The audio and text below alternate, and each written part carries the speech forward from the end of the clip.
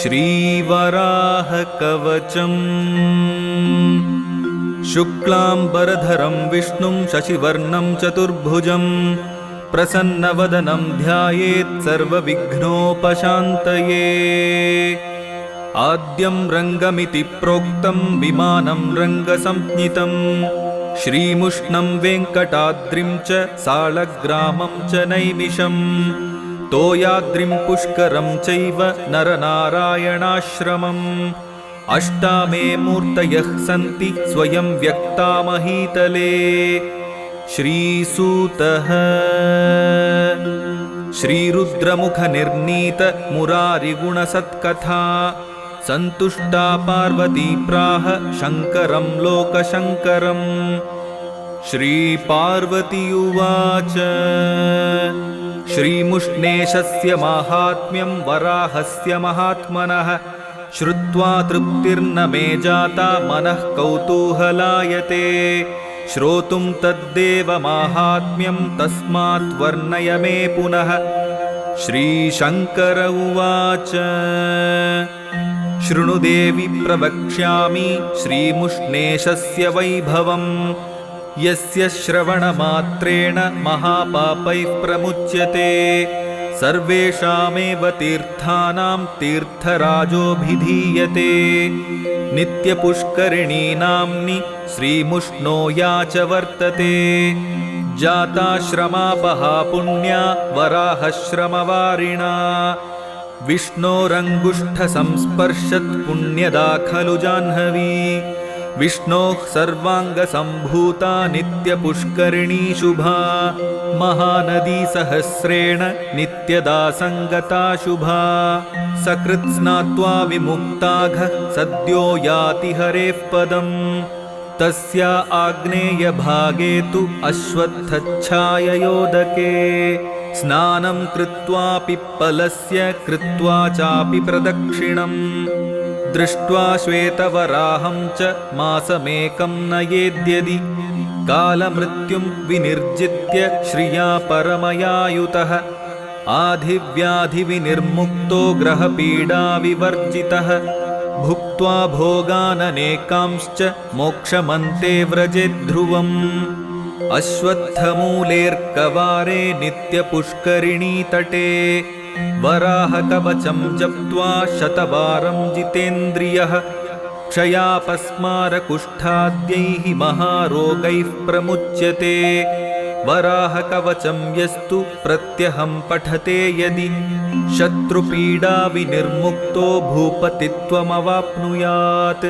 लिखित्वा धारयेद्यस्तु बाहुमूले गलेऽथवा भूतप्रेतपिशाचाद्याः यक्षगन्धर्वराक्षसाः शत्रवो घोरकर्माणो ये चान्ये विषजन्तवः।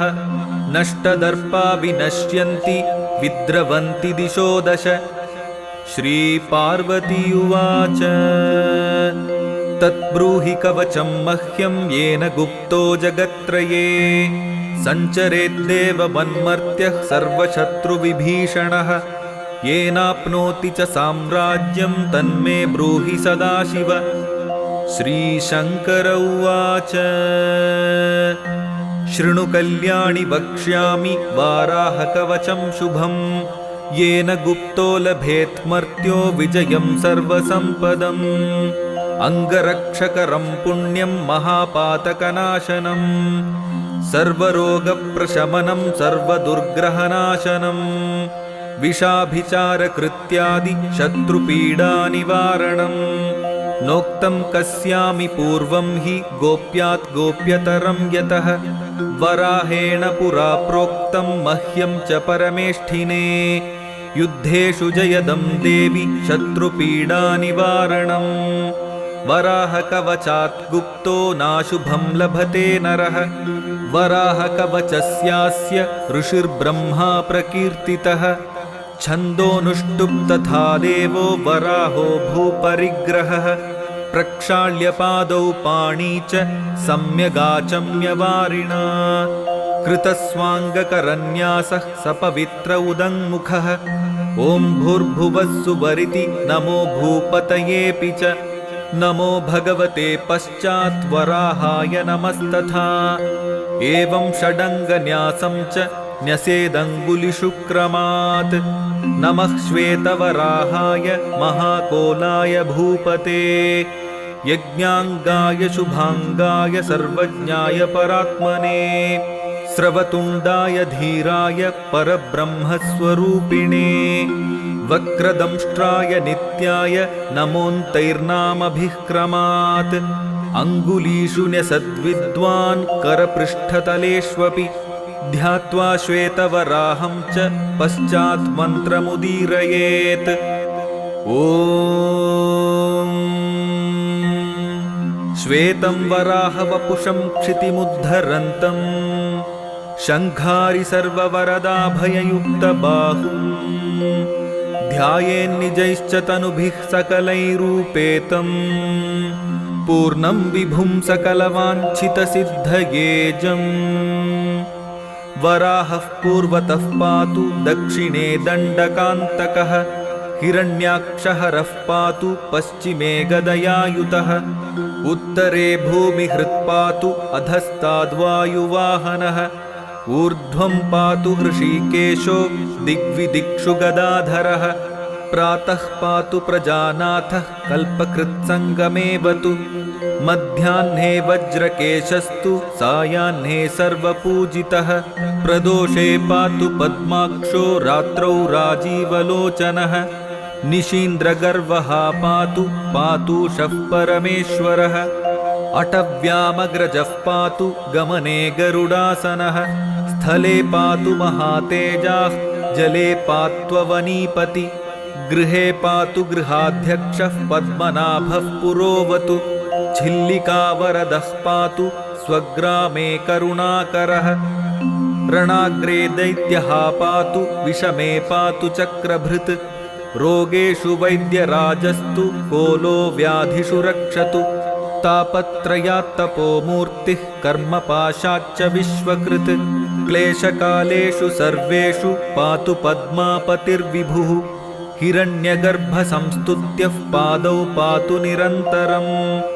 गुल्फौ गुणाकरः पातु जङ्घे पातु जनार्दनः। जानू च जयकृत् पातु पातुरुपुरुषोत्तमः। रक्ताक्षो जघने पातु कटिं विश्वम्भरोऽवतु। पार्श्वे पातु सुराध्यक्षः पातु कुक्षिं परात्परः। नाभिं ब्रह्मपिता पातु हृदयं हृदयेश्वरः। महादंष्ट्रः स्तनौ पातु कण्ठं पातु विमुक्तिदः। प्रभञ्जनपतिर्बाहु करौ कामपितावतु। हस्तौ हंसपतिः पातु पातु सर्वाङ्गुलीर्हरिः। सर्वाङ्गश्चिबुकं पातु पात्वोष्ठौ कालनेमिः। मुखं तु मधुः पातु दन्तान् दामोदरोऽवतु। नासिकामव्ययः पातु नेत्रे सूर्येन्दुलोचनः। फालं कर्मफलाध्यक्षः पातु कर्णो महारथः। शेषशायी शिरः पातु केशान् पातु निरामयः। सर्वाङ्गं पातु सर्वेशः सदा पातु सतीश्वरः। इतीदं कवचं पुण्यं वराहस्य महात्मनः। यः पठेत् शृणुयाद्वापि तस्य मृत्युर्विनश्यति। तं नमस्यन्ति भूतानि भीताः साञ्जलिपाणयः। राज्यदस्युभयं नास्ति राज्यभ्रंशो न जायते। यन्नामस्मरणात् भीताः भूतवेतालराक्षसाः। महारोगाश्च नश्यन्ति सत्यं सत्यं वदाम्यहम्। कण्ठे तु कवचं बद्ध्वा वन्ध्या पुत्रवती भवेत्। शत्रुसैन्यक्षयप्राप्तिः दुःखप्रशमनं तथा। उत्पातदुर्निमित्तादि सूचितारिष्टनाशनम्। ब्रह्मविद्याप्रबोधं च लभते नात्र संशयः। धृत्वेदं कवचं पुण्यं मान्धाता परवीरः। जित्वा तु शाम्बरीं मायां दैत्येन्द्रानवधिक्षणात्। कवचेनावृतो भूत्वा देवेन्द्रोऽपि सुरारिः। भूम्योपदिष्टकवच धारणान्नरकोऽपि च। सर्वावध्यो जयी भूत्वा महतीं कीर्तिमाप्तवान्। अश्वत्थमूलेऽर्कवारे नित्यपुष्करिणीतटे वराहकवचं जप्त्वा शतवारं पठेद्यदि अपूर्वराज्यसम्प्राप्तिं नष्टस्य पुनरागमम् लभते नात्र सन्देहः सत्यमेतन्मयोदितम्। जप्त्वा वराहमन्त्रं तु लक्षमेकं निरन्तरम् दशांशं तर्पणं होमं पायसेन घृतेन च कुर्वन् त्रिकालसन्ध्यासु कवचेनावृतो यदि भूमण्डलाधिपत्यं च लभते नात्र संशयः। इदमुक्तं मया देवि गोपनीयं दुरात्मनां वराहकवचं पुण्यं संसारार्णवतारकम् महापातककोटिघ्नं भुक्तिमुक्तिफलप्रदम् वाच्यं पुत्राय शिष्याय सद्वृताय सुधीमते। श्रीसूतः इति पत्युर्वचः श्रुत्वा देवी सन्तुष्टमानसा विनायकगुहौ पुत्रौ प्रपेदेदौ सुरार्चितौ कवचस्य प्रभावेन लोकमाता च पार्वती। य इदं शृणुयन्नित्यं यो वा पठति नित्यशः स मुक्तः सर्वपापेभ्यो विष्णुलोके महीयते। इति श्रीवराहकवचं सम्पूर्णम्।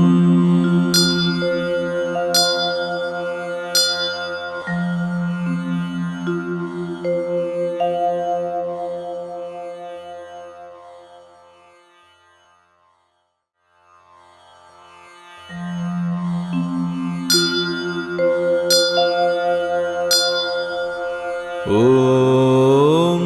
श्रीवराहाय नमः।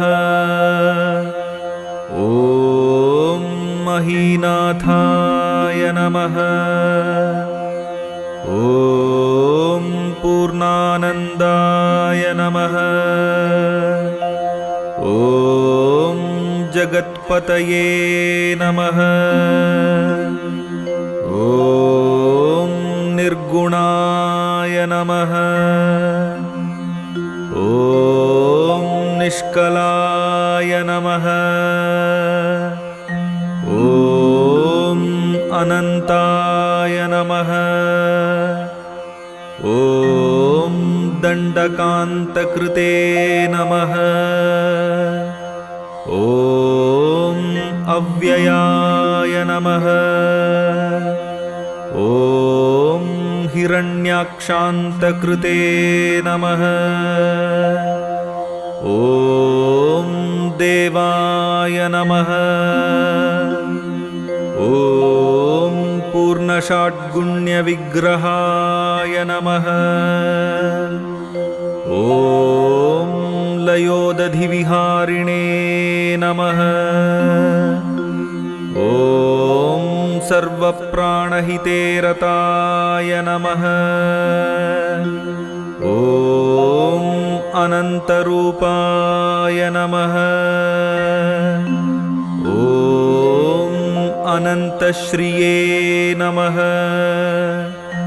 ॐ जितमन्यवे नमः। ॐ भयापहाय नमः। ॐ वेदान्तवेद्याय नमः। ॐ वेदिने नमः। ॐ वेदगर्भाय नमः। ॐ सनातनाय नमः। ॐ सहस्राक्षाय नमः। ॐ पुण्यगन्धाय नमः। ॐ कल्पकृते नमः। ॐ क्षितिभृते नमः। ॐ हरये नमः। ॐ पद्मनाभाय नमः। ॐ सुराध्यक्षाय नमः। ॐ हेमाङ्गाय नमः। ॐ दक्षिणामुखाय नमः। ॐ महाकोलाय नमः। ॐ महाबाहवे नमः। ॐ सर्वदेवनमस्कृताय नमः। ॐ हृषीकेशाय नमः। ॐ प्रसन्नात्मने नमः। ॐ सर्वभक्तभयापहाय नमः। ॐ यज्ञभृते नमः। ॐ यज्ञकृते नमः। ॐ साक्षिणे नमः। ॐ यज्ञाङ्गाय नमः। ॐ यज्ञवाहनाय नमः। ॐ हव्यभुजे नमः। ॐ हव्यदेवाय नमः।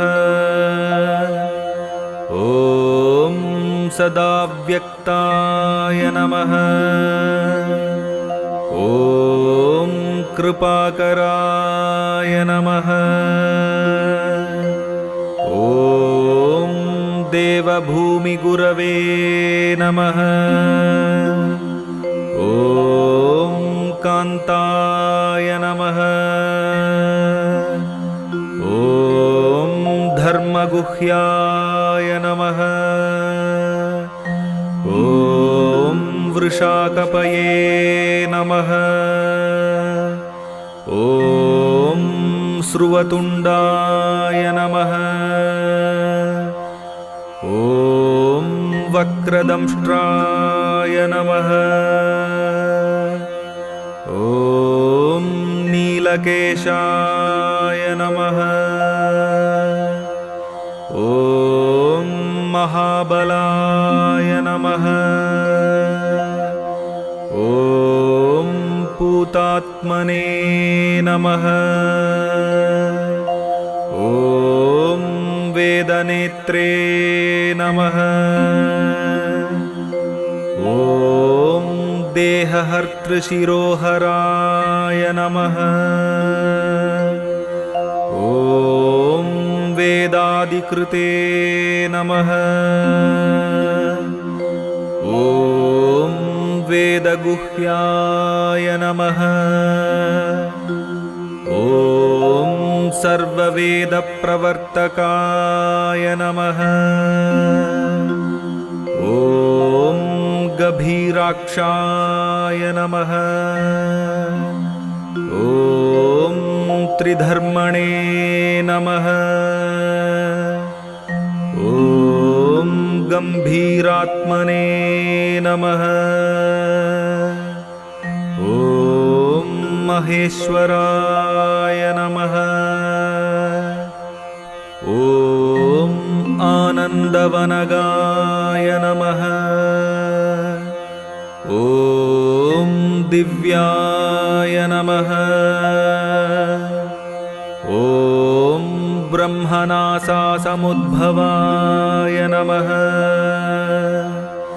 ॐ सिन्धुतीरनिषेविणे नमः। ॐ क्षेमकृते नमः। ॐ सात्वतां पतये नमः। ॐ इन्द्रत्रात्रे नमः। ॐ जगत्रात्रे नमः। ॐ महेन्द्रोद्दण्डगर्वघ्ने नमः। ॐ भक्तवश्याय नमः। ॐ सदोद्युक्ताय नमः। ॐ निजानन्दाय नमः। ॐ रमापतये नमः। ॐ स्तुतिप्रियाय नमः। ॐ शुभाङ्गाय नमः। ॐ पुण्यश्रवणकीर्तनाय नमः। ॐ सत्यकृते नमः। ॐ सत्यसङ्कल्पाय नमः। ॐ सत्यवाचे नमः। ॐ सत्यविक्रमाय नमः। ॐ सत्येन गूढाय नमः। ॐ सत्यात्मने नमः। ॐ कालातीताय नमः। ॐ गुणाधिकाय नमः। ॐ परस्मै ज्योतिषे नमः। ॐ परस्मै धाम्ने नमः। ॐ परमाय पुरुषाय नमः। ॐ पराय नमः। ॐ कल्याणकृते नमः। ॐ कवये नमः। ॐ कर्त्रे नमः। ॐ कर्मसाक्षिणे नमः। ॐ कर्मकृते नमः। ॐ कर्मकाण्डाय नमः। ॐ सम्प्रदायप्रवर्तकाय नमः। ॐ सर्वान्तकाय नमः। ॐ सर्वगाय नमः। ॐ सर्वार्थाय नमः। ॐ सर्वभक्षकाय नमः। ॐ सर्वलोकपतये नमः। ॐ श्रीमते श्रीमुष्णेशाय नमः। ॐ शुभेक्षणाय नमः। ॐ सर्वदेवप्रियाय नमः। ॐ साक्षिणे नमः।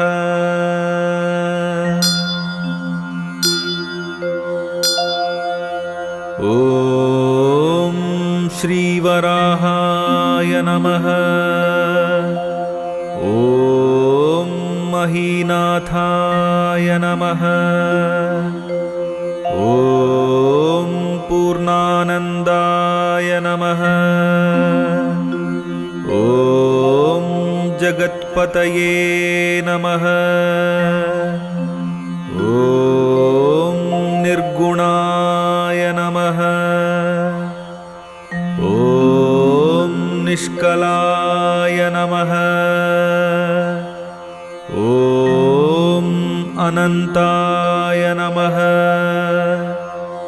ॐ दण्डकान्तकृते नमः। ॐ अव्ययाय नमः। ॐ हिरण्याक्षान्तकृते नमः। ॐ देवाय नमः। ॐ पूर्णषाड्गुण्यविग्रहाय नमः। ॐ लयोदधिविहारिणे नमः। ॐ सर्वप्राणहिते रताय नमः। ॐ अनन्तरूपाय नमः।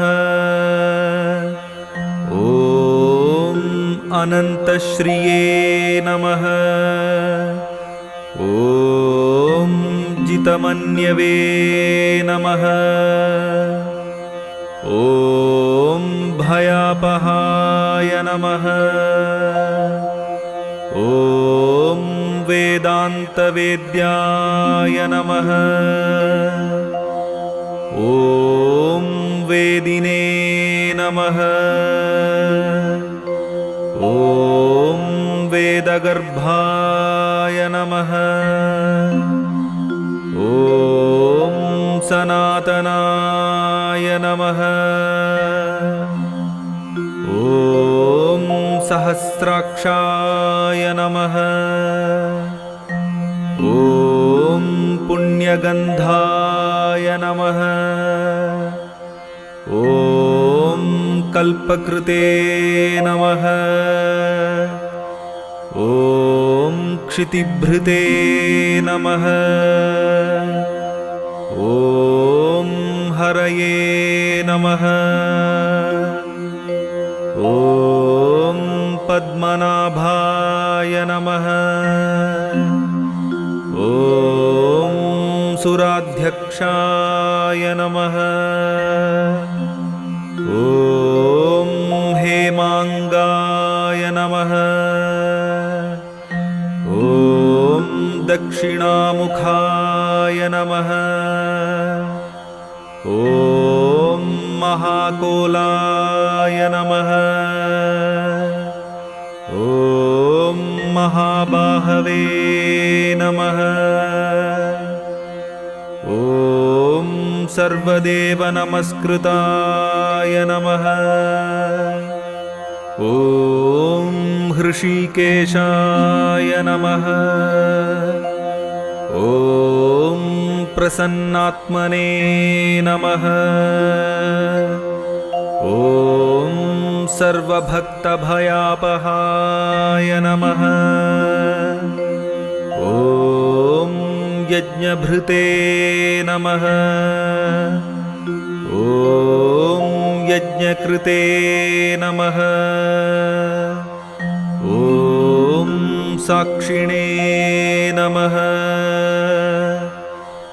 ॐ यज्ञाङ्गाय नमः। ॐ यज्ञवाहनाय नमः। ॐ हव्यभुजे नमः। ॐ हव्यदेवाय नमः। ॐ सदाव्यक्ताय नमः। ॐ कृपाकराय नमः। ॐ देवभूमिगुरवे नमः। ॐ कान्ताय नमः। ॐ धर्मगुह्याय नमः। ॐ वृषाकपये नमः। ॐ स्रुवतुण्डाय नमः। ॐ वक्रदंष्ट्राय नमः। ॐ नीलकेशाय नमः। ॐ महाबलाय नमः। ॐ पूतात्मने नमः। ॐ वेदनेत्रे नमः। देहहर्तृशिरोहराय नमः। ॐ वेदादिकृते नमः। ॐ वेदगुह्याय नमः। ॐ सर्ववेदप्रवर्तकाय नमः। ॐ गभीराक्षाय नमः। ॐ त्रिधर्मणे नमः। ॐ गम्भीरात्मने नमः। ॐ महेश्वराय नमः।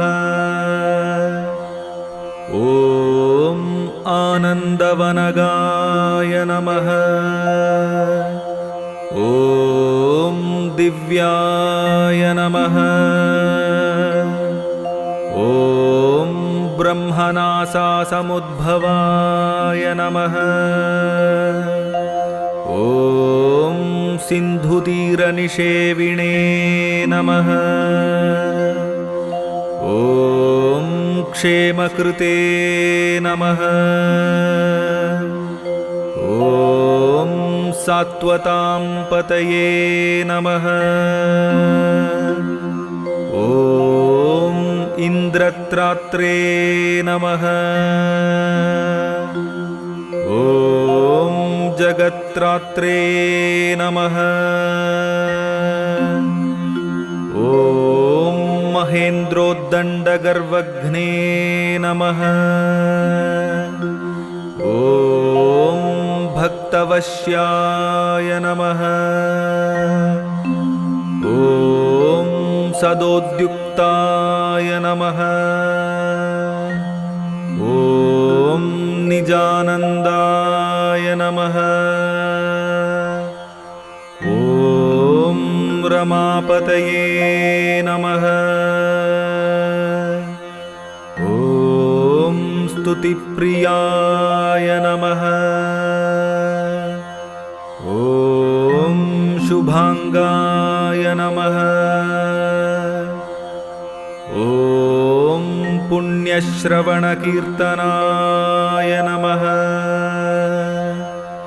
ॐ सत्यकृते नमः। ॐ सत्यसङ्कल्पाय नमः। ॐ सत्यवाचे नमः।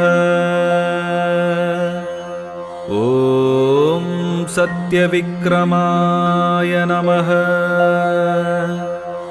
ॐ सत्येन गूढाय नमः।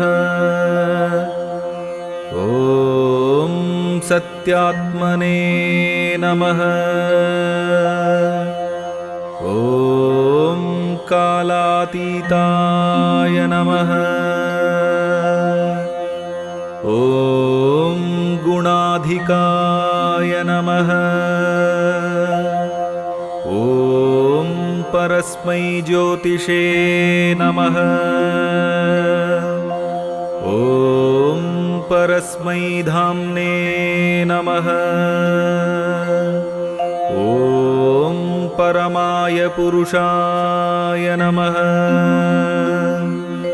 ॐ पराय नमः।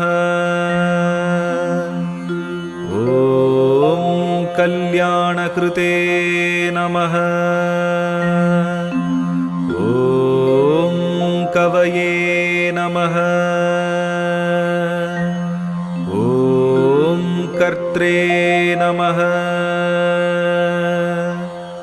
ॐ कर्मसाक्षिणे नमः। ॐ कर्मकृते नमः। ॐ कर्मकाण्डाय नमः। ॐ सम्प्रदायप्रवर्तकाय नमः। ॐ सर्वान्तकाय नमः। ॐ सर्वगाय नमः। ॐ सर्वार्थाय नमः। ॐ सर्वभक्षकाय नमः। ॐ सर्वलोकपतये नमः। ॐ श्रीमते श्रीमुष्णेशाय नमः। ॐ शुभेक्षणाय नमः। ॐ सर्वदेवप्रियाय नमः। ॐ साक्षिणे नमः।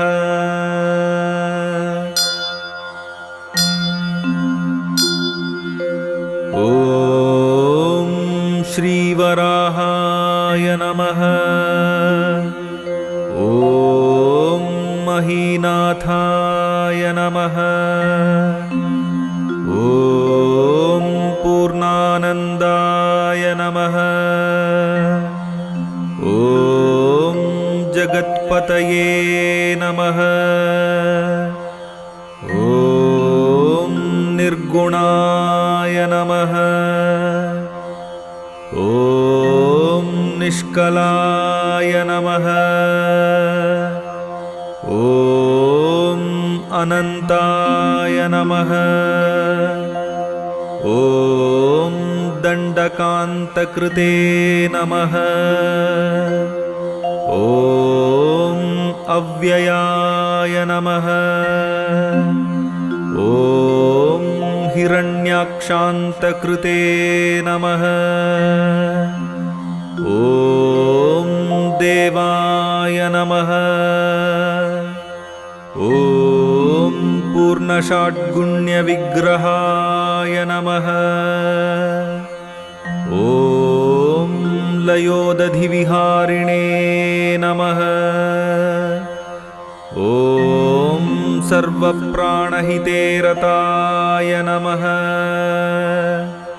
ॐ अनन्तरूपाय नमः।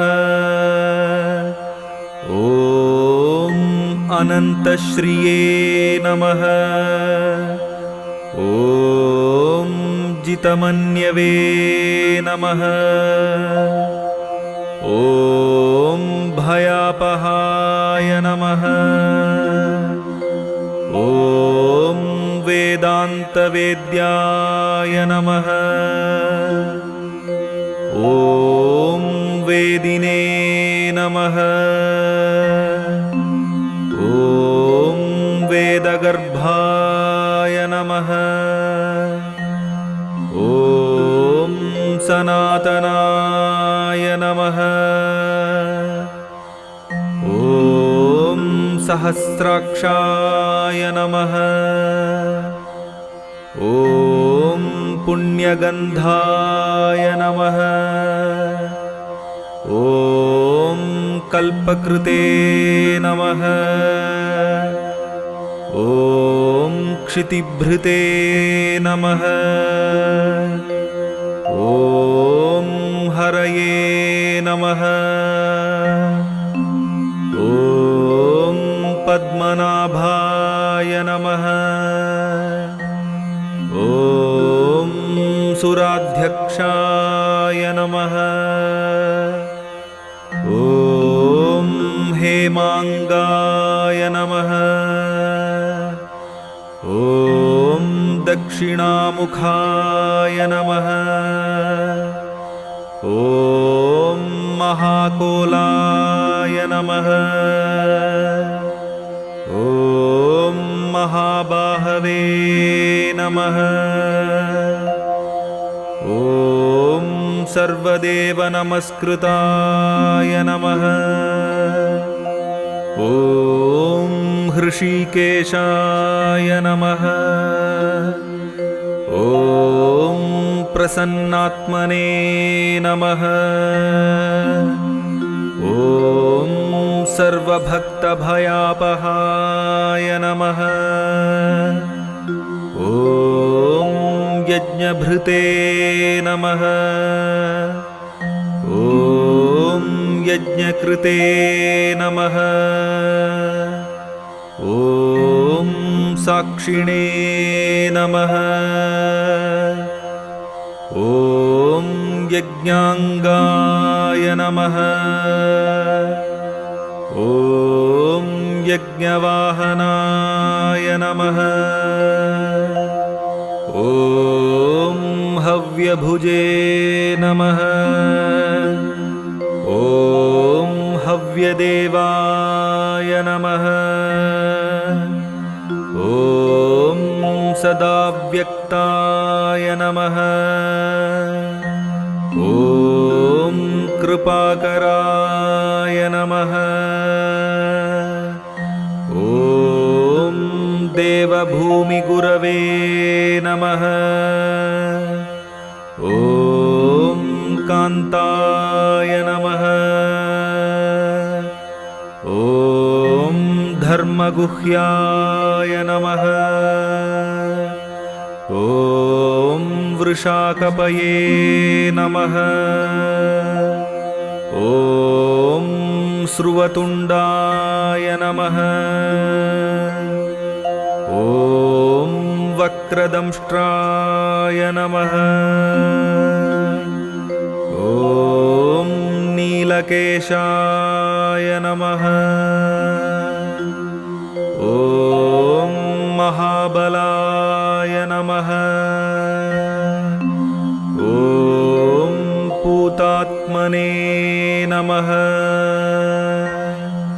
ॐ वेदनेत्रे नमः।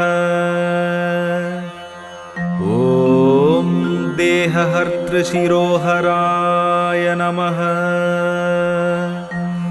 ॐ वेदादिकृते नमः। ॐ वेदगुह्याय नमः। ॐ सर्ववेदप्रवर्तकाय नमः। ॐ गभीराक्षाय नमः। ॐ त्रिधर्मणे नमः। ॐ गम्भीरात्मने नमः। ॐ महेश्वराय नमः। ॐ आनन्दवनगाय नमः। ॐ दिव्याय नमः। ॐ ब्रह्मनासासमुद्भवाय नमः। ॐ सिन्धुतीरनिषेविणे नमः। ॐ क्षेमकृते नमः। ॐ सात्वतां पतये नमः। ॐ इन्द्रत्रात्रे नमः। ॐ जगत्रात्रे नमः। ॐ महेन्द्रोद्दण्डगर्वघ्ने नमः। ॐ भक्तवश्याय नमः। ॐ सदोद्युक्ताय नमः। ॐ निजानन्दाय नमः। ॐ रमापतये नमः। ॐ स्तुतिप्रियाय नमः। ॐ शुभाङ्गाय नमः। ॐ पुण्यश्रवणकीर्तनाय नमः। ॐ सत्यकृते नमः। ॐ सत्यसङ्कल्पाय नमः। ॐ सत्यवाचे नमः। ॐ सत्यविक्रमाय नमः। ॐ सत्येन गूढाय नमः। ॐ सत्यात्मने नमः। ॐ कालातीताय नमः। ॐ गुणाधिकाय नमः। ॐ परस्मै ज्योतिषे नमः। ॐ परस्मै धाम्ने नमः। ॐ परमाय पुरुषाय नमः। ॐ पराय नमः। ॐ कल्याणकृते नमः। ॐ कवये नमः। ॐ कर्त्रे नमः। ॐ कर्मसाक्षिणे नमः। ॐ कर्मकृते नमः। ॐ कर्मकाण्डाय नमः। ॐ सम्प्रदायप्रवर्तकाय नमः। ॐ सर्वान्तकाय नमः। ॐ सर्वगाय नमः। ॐ सर्वार्थाय नमः। ॐ सर्वभक्षकाय नमः। ॐ सर्वलोकपतये नमः। ॐ श्रीमते श्रीमुष्णेशाय नमः।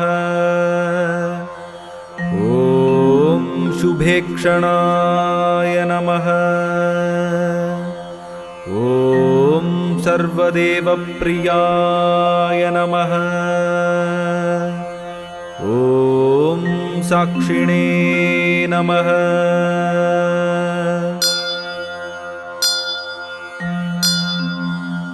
ॐ श्रीवराहाय नमः। ॐ महीनाथाय नमः। ॐ पूर्णानन्दाय नमः। ॐ जगत्पतये नमः। ॐ निर्गुणाय नमः। ॐ निष्कलाय नमः। ॐ अनन्ताय नमः। ॐ दण्डकान्तकृते नमः। ॐ अव्ययाय नमः। ॐ हिरण्याक्षान्तकृते नमः। ॐ देवाय नमः। ॐ पूर्णषाड्गुण्यविग्रहाय नमः। ॐ लयोदधिविहारिणे नमः। ॐ सर्वप्राणहिते रताय नमः। ॐ अनन्तरूपाय नमः। ॐ अनन्तश्रिये नमः। ॐ जितमन्यवे नमः। ॐ भयापहाय नमः। ॐ वेदान्तवेद्याय नमः। ॐ वेदिने नमः। ॐ वेदगर्भाय नमः। ॐ सनातनाय नमः। ॐ सहस्राक्षाय नमः। ॐ पुण्यगन्धाय नमः। ॐ कल्पकृते नमः। ॐ क्षितिभृते नमः। ॐ हरये नमः। ॐ पद्मनाभाय नमः।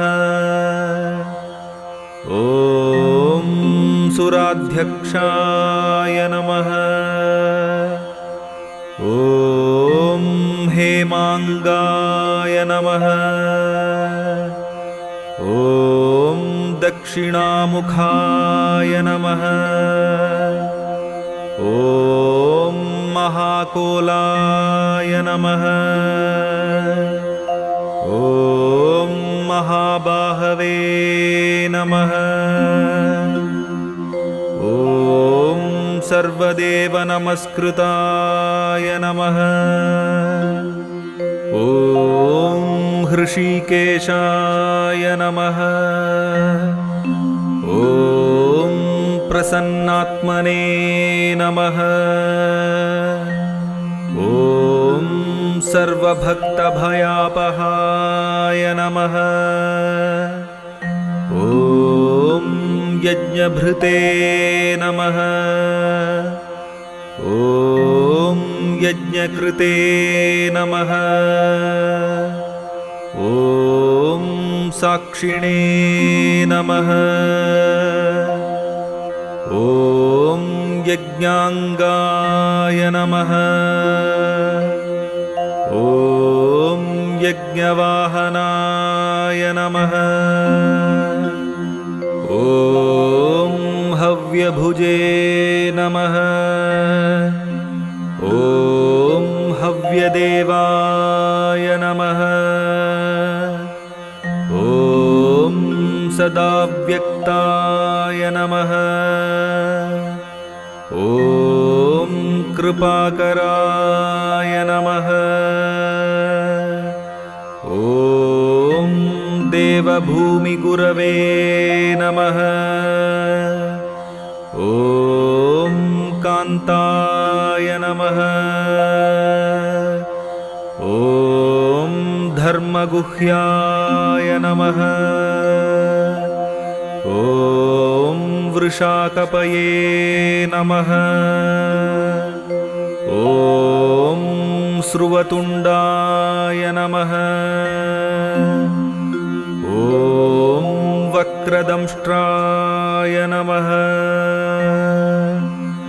ॐ नीलकेशाय नमः। ॐ महाबलाय नमः। ॐ पूतात्मने नमः। ॐ वेदनेत्रे नमः। ॐ देहहर्तृशिरोहराय नमः। ॐ वेदादिकृते नमः। ॐ वेदगुह्याय नमः। ॐ सर्ववेदप्रवर्तकाय नमः। ॐ गभीराक्षाय नमः। ॐ त्रिधर्मणे नमः। ॐ गम्भीरात्मने नमः। ॐ महेश्वराय नमः। ॐ आनन्दवनगाय नमः। ॐ दिव्याय नमः। ॐ ब्रह्म ब्रह्मनासासमुद्भवाय नमः। ॐ सिन्धुतीरनिषेविणे नमः। ॐ क्षेमकृते नमः। ॐ सात्वतां पतये नमः। ॐ इन्द्रत्रात्रे नमः। ॐ जगत्रात्रे नमः। ॐ महेन्द्रोद्दण्डगर्वघ्ने नमः। ॐ भक्तवश्याय नमः। ॐ सदोद्युक्ताय नमः। ॐ निजानन्दाय नमः। ॐ रमापतये नमः। ॐ स्तुतिप्रियाय नमः। ॐ शुभाङ्गाय नमः। ॐ पुण्यश्रवणकीर्तनाय नमः। ॐ सत्यकृते नमः। ॐ सत्यसङ्कल्पाय नमः। ॐ सत्यवाचे नमः। ॐ सत्यविक्रमाय नमः। ॐ सत्येन गूढाय नमः। ॐ सत्यात्मने नमः। ॐ कालातीताय नमः। ॐ गुणाधिकाय नमः। ॐ परस्मै ज्योतिषे नमः। ॐ परस्मै धाम्ने नमः। ॐ परमाय पुरुषाय नमः। ॐ पराय नमः। ॐ कल्याणकृते नमः। ॐ कवये नमः। ॐ कर्त्रे नमः। ॐ कर्मसाक्षिणे नमः। ॐ कर्मकृते नमः। ॐ कर्मकाण्डाय नमः। ॐ सम्प्रदायप्रवर्तकाय नमः। ॐ सर्वान्तकाय नमः। ॐ सर्वगाय नमः। ॐ सर्वार्थाय नमः। ॐ सर्वभक्षकाय नमः।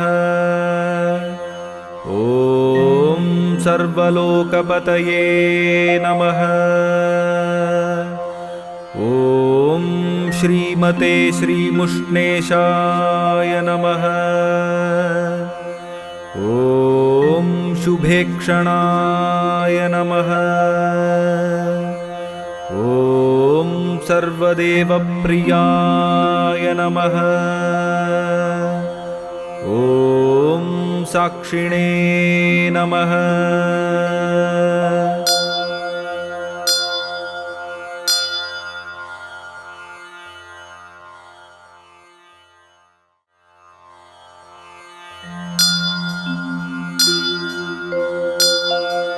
श्रीगरुडकवचम्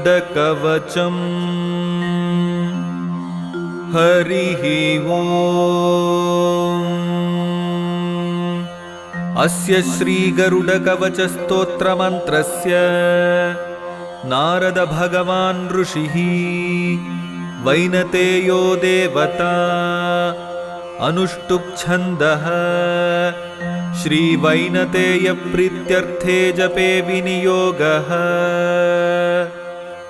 ॐ शिरो मे गरुडः पातु ललाटे विनितासुतः नेत्रे तु सर्पः पातु कर्णौ पातु सुराहतः नासिकां पातु सर्पारिः वदनं विष्णुवाहनः सूर्ये तालु च कण्ठे च भुजौ पातु महाबलः हस्तौ खगेश्वरः पातु कराग्रे तरुणाकृतिः स्तनौ मे विहगः पातु हृदयं पातु सर्पः नाभिं पातु महातेजाः कटिं मे पातु वायुनः ऊरु मे पातु उरगिरिः गुल्फौ विष्णुरथः सदा पादौ मे तक्षकः सिद्धः पातु पादाङ्गुलींस्तथा रोमकूपानि मे वीरो त्वचं पातु भयापः इत्येवं कवचं दिव्यं पापघ्नं सर्वकामदम् यः पठेत् प्रातरुत्थाय विषदोषं न पश्यति त्रिसन्ध्यं पठते नित्यं बन्धनात् मुच्यते नरः द्वादशाहं पठेद्यस्तु मुच्यते सर्वकिल्बिषैः। इति श्रीनारदगरुडसंवादे गरुडकवचं सम्पूर्णम्। श्रीगरुडकवचम् हरिः ओम्। अस्य श्रीगरुडकवचस्तोत्रमन्त्रस्य नारद भगवान् ऋषिः वैनतेयो देवता अनुष्टुप् छन्दः श्रीवैनतेयप्रीत्यर्थे जपे विनियोगः।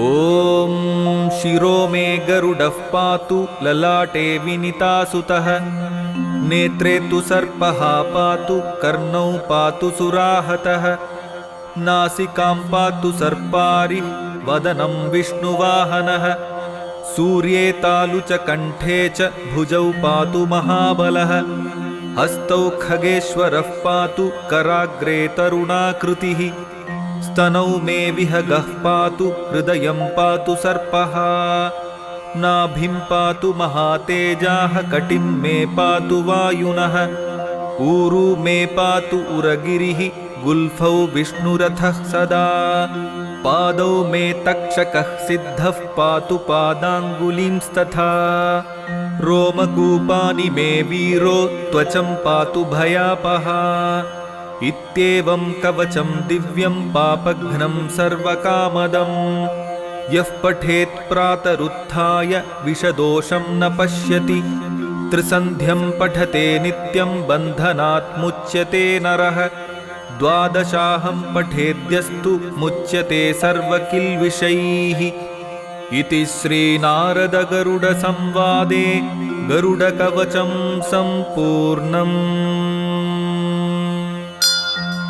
श्रीगरुडकवचम् हरिः ओम्।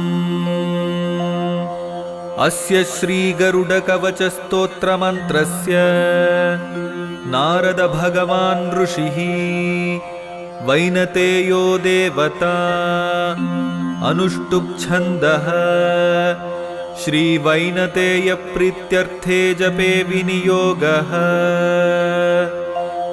ॐ शिरो मे गरुडः पातु ललाटे विनितासुतः नेत्रे तु सर्पः पातु कर्णौ पातु सुराहतः नासिकां पातु सर्पारिः वदनं विष्णुवाहनः सूर्ये तालु च कण्ठे च भुजौ पातु महाबलः हस्तौ खगेश्वरः पातु कराग्रे तरुणाकृतिः स्तनौ मे विहगः पातु हृदयं पातु सर्पः नाभिं पातु महातेजाः कटिं मे पातु वायुनः ऊरू मे पातु उरगिरिः गुल्फौ विष्णुरथः सदा पादौ मे तक्षकः सिद्धः पातु पादाङ्गुलींस्तथा रोमकूपानि मे वीरो त्वचं पातु भयापः इत्येवं कवचं दिव्यं पापघ्नं सर्वकामदम्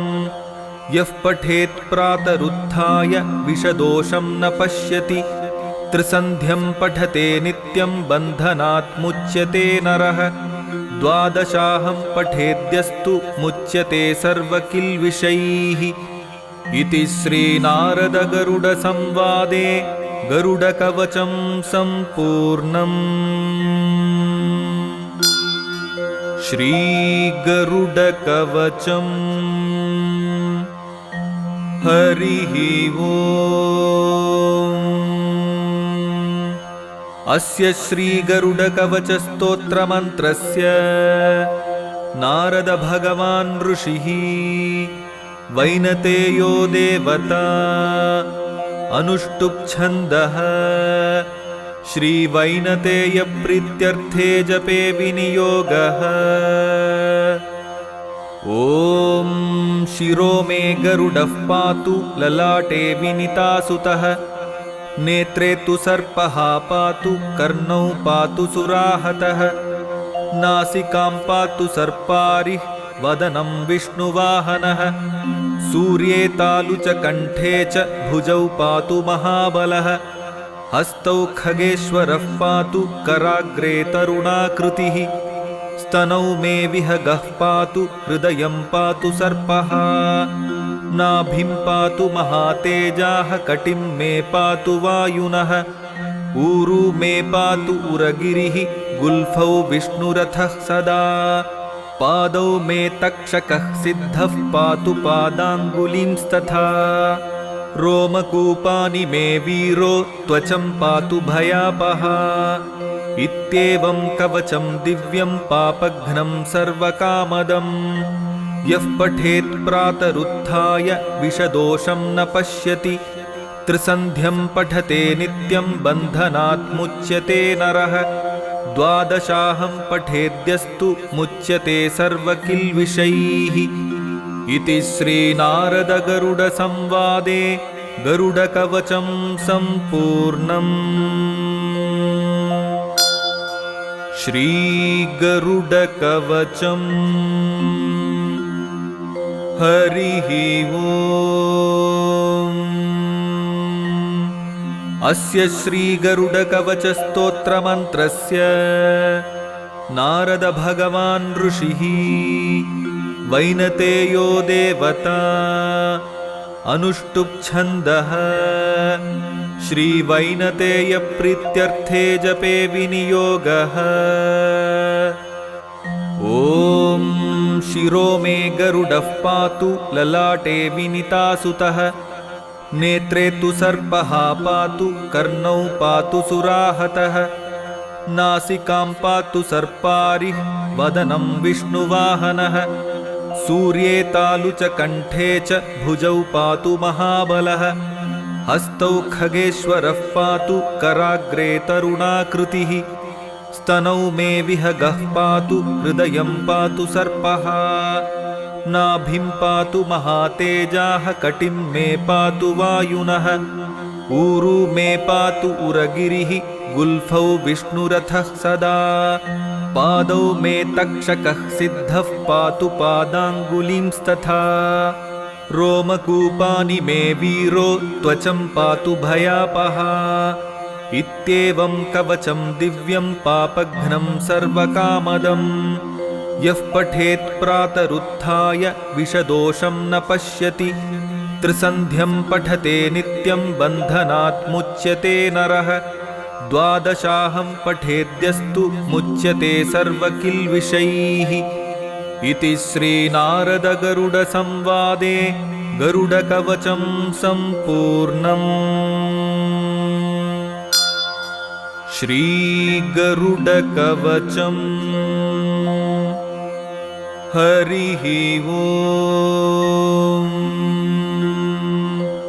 अस्य श्रीगरुडकवचस्तोत्रमन्त्रस्य नारद भगवान् ऋषिः वैनतेयो देवता अनुष्टुप् छन्दः श्रीवैनतेय प्रीत्यर्थे जपे विनियोगः। ॐ शिरो मे गरुडः पातु ललाटे विनितासुतः नेत्रे तु सर्पः पातु कर्णौ पातु सुराहतः नासिकां पातु सर्पारिः वदनं विष्णुवाहनः सूर्ये तालु च कण्ठे च भुजौ पातु महाबलः हस्तौ खगेश्वरः पातु कराग्रे तरुणाकृतिः स्तनौ मे विहगः पातु हृदयं पातु सर्पः नाभिं पातु महातेजाः कटिं मे पातु वायुनः ऊरू मे पातु उरगिरिः गुल्फौ विष्णुरथः सदा पादौ मे तक्षकः सिद्धः पातु पादाङ्गुलींस्तथा रोमकूपानि मे वीरो त्वचं पातु भयापः इत्येवं कवचं दिव्यं पापघ्नं सर्वकामदम् यः पठेत् प्रातरुत्थाय विषदोषं न पश्यति त्रिसन्ध्यं पठते नित्यं बन्धनात् मुच्यते नरः द्वादशाहं पठेद्यस्तु मुच्यते सर्वकिल्बिषैः। इति श्रीनारदगरुडसंवादे गरुडकवचं सम्पूर्णम्। श्रीगरुडकवचम्। हरिः ओम्। अस्य श्रीगरुडकवचस्तोत्रमन्त्रस्य नारद भगवान् ऋषिः वैनतेयो देवता अनुष्टुप् छन्दः श्रीवैनतेय प्रीत्यर्थे जपे विनियोगः। ॐ शिरो मे गरुडः पातु ललाटे विनितासुतः नेत्रे तु सर्पः पातु कर्णौ पातु सुराहतः नासिकां पातु सर्पारिः वदनं विष्णुवाहनः सूर्ये तालु च कण्ठे च भुजौ पातु महाबलः हस्तौ खगेश्वरः पातु कराग्रे तरुणाकृतिः स्तनौ मे विहगः पातु हृदयं पातु सर्पः नाभिं पातु महातेजाः कटिं मे पातु वायुनः ऊरू मे पातु उरगिरिः गुल्फौ विष्णुरथः सदा पादौ मे तक्षकः सिद्धः पातु पादाङ्गुलींस्तथा रोमकूपानि मे वीरो त्वचं पातु भयापः इत्येवं कवचं दिव्यं पापघ्नं सर्वकामदम्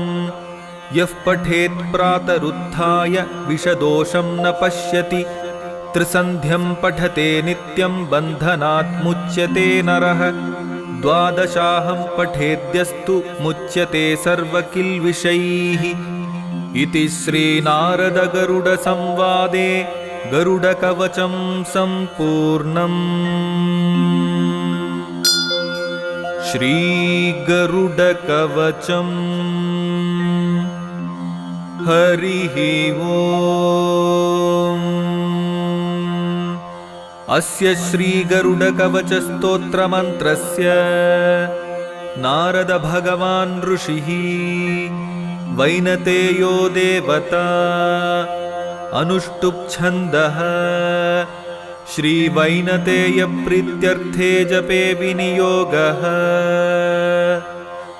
ॐ शिरो मे गरुडः पातु ललाटे विनितासुतः नेत्रे तु सर्पः पातु कर्णौ पातु सुराहतः नासिकां पातु सर्पारिः वदनं विष्णुवाहनः सूर्ये तालु च कण्ठे च भुजौ पातु महाबलः हस्तौ खगेश्वरः पातु कराग्रे तरुणाकृतिः स्तनौ मे विहगः पातु हृदयं पातु सर्पः नाभिं पातु महातेजाः कटिं मे पातु वायुनः ऊरू मे पातु उरगिरिः गुल्फौ विष्णुरथः सदा पादौ मे तक्षकः सिद्धः पातु पादाङ्गुलींस्तथा रोमकूपानि मे वीरो त्वचं पातु भयापहा इत्येवं कवचं दिव्यं पापघ्नं सर्वकामदं यः पठेत् प्रातरुत्थाय विषदोषं न पश्यति त्रिसन्ध्यं पठते नित्यं बन्धनात् मुच्यते नरः द्वादशाहं पठेद्यस्तु मुच्यते सर्वकिल्बिषैः इति श्रीनारदगरुडसंवादे गरुडकवचं सम्पूर्णम्। श्रीगरुडकवचम्। हरिः ओम्। अस्य श्रीगरुडकवचस्तोत्रमन्त्रस्य नारदभगवान् ऋषिः वैनतेयो देवता अनुष्टुप् छन्दः श्रीवैनतेयप्रीत्यर्थे जपे विनियोगः। ॐ शिरो मे गरुडः पातु ललाटे विनितासुतः नेत्रे तु सर्पः पातु कर्णौ पातु सुराहतः नासिकां पातु सर्पारिः वदनं विष्णुवाहनः सूर्ये तालु च कण्ठे च भुजौ पातु महाबलः हस्तौ खगेश्वरः पातु कराग्रे तरुणाकृतिः स्तनौ मे विहगः पातु हृदयं पातु सर्पः नाभिं पातु महातेजाः कटिं मे पातु वायुनः ऊरू मे पातु उरगिरिः गुल्फौ विष्णुरथः सदा पादौ मे तक्षकः सिद्धः पातु पादाङ्गुलींस्तथा रोमकूपानि मे वीरो त्वचं पातु भयापहा इत्येवं कवचं दिव्यं पापघ्नं सर्वकामदं यः पठेत् प्रातरुत्थाय विषदोषं न पश्यति त्रिसन्ध्यं पठते नित्यं बन्धनात् मुच्यते नरः द्वादशाहं पठेद्यस्तु मुच्यते सर्वकिल्बिषैः इति श्रीनारदगरुडसंवादे गरुडकवचं सम्पूर्णम्।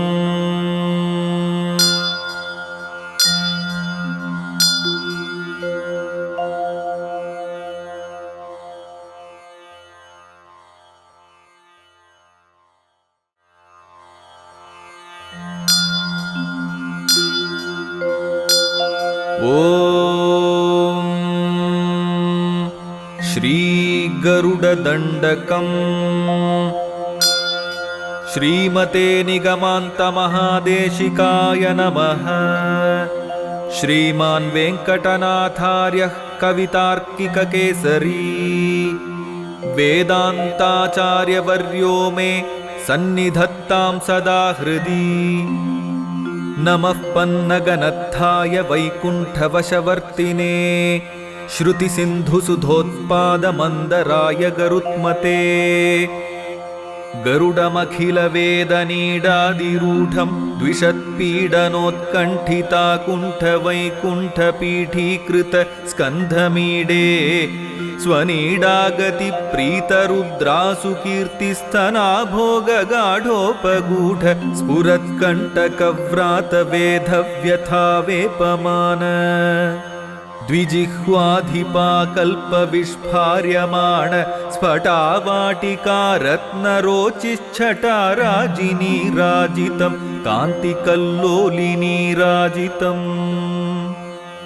जय गरुडसुपर्ण दर्वीकराहार देवाधिपाहारहारिन् दिवौकस्पतिक्षिप्तदम्भोळिधाराकिणाकल्पकल्पान्तवातूल कल्पोदयानल्पवीरायितोद्यच्चमत्कार दैत्यारिजैत्रध्वजारोह निर्धारितोत्कर्ष संकर्षणात्मन् गरुत्मन्मरुत्पञ्चकाधीश सत्यादिमूर्ते न कश्चित् समस्ते नमस्ते पुनस्ते नमः।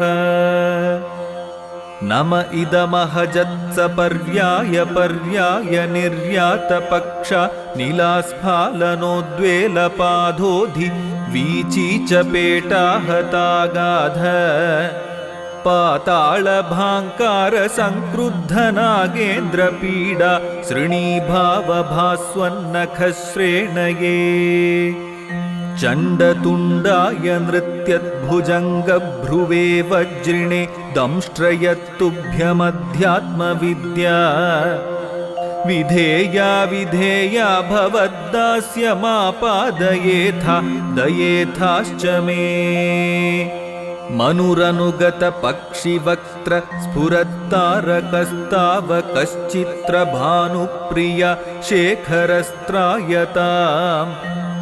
न स्त्रिवर्गापवर्गप्रसूतिः परव्योमधामन् वलद्वेषितर्पज्वलद्वालखिल्यप्रतिज्ञावतीर्ण स्थिरां तत्त्वबुद्धिं परां भक्तिदेनुं जगन्मूलकन्दे मुकुन्दे महानन्ददोग्ध्रिं दधीथा मुधा कामहीना महीना महीनान्तक षट्त्रिंशद्गणचरणो नरपरिपाटी नवीनगुम्भगणः विष्णुरथदण्डकोऽयं विघटयतु विपक्षवाहिनी व्यूहम् विचित्रसिद्धिदः सोऽयं वेङ्कटेशविपश्चिता गरुडध्वजतोषाय गीता गरुडदण्डकः कवितार्किकसिंहाय कल्याणगुणशालिने